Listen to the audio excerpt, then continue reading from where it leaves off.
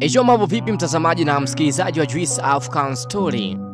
Wasanii wa hip hop Tanzania ni miongoni mwa wasanii ambao wamepokelewa nyimbo zao kwenye kuwania tuzo za Grammy, akiwemo kama AY na Fid Q. Sasa Fid Q ameeleza furaha yake baada ya wimbo wake wa Glory 2 kupokelewa rasmi na kuingia kwenye mchakato wa nyimbo zitakazowania tuzo za Grammy mwaka 2026.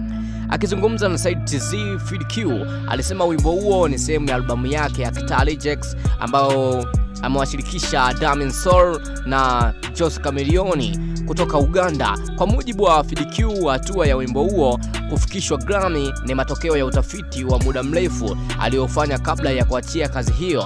Pia aliongeza kuwa anaamini nyimbo nyingine zilizopo kwenye album hiyo pia zina nafasi ya kuingia kwenye tuzo hizo kubwa za kimataifa. So Fid Q like now ni miongoni ambao wana hip hop ambao wameingia kwenye nomination za kuwania tuzo za Grammy like now. Hey why? So of course ni hatua kubwa sana ambayo imetendeka like now. So wana hip hop wa Bongo ni miongoni mwa wasanii wachache sana ambao wanakuaga wanaania tuzo kubwa. Sasa like now ni wamepeleka ngoma kwenye nominations za Grammy na wamepokelewa, so ni shout out kubwa, na kitendo tu cha kuingia na kuania tuzo hizo basi ni moja ya hatua kubwa sana kwenye game la muziki wa Tanzania like now.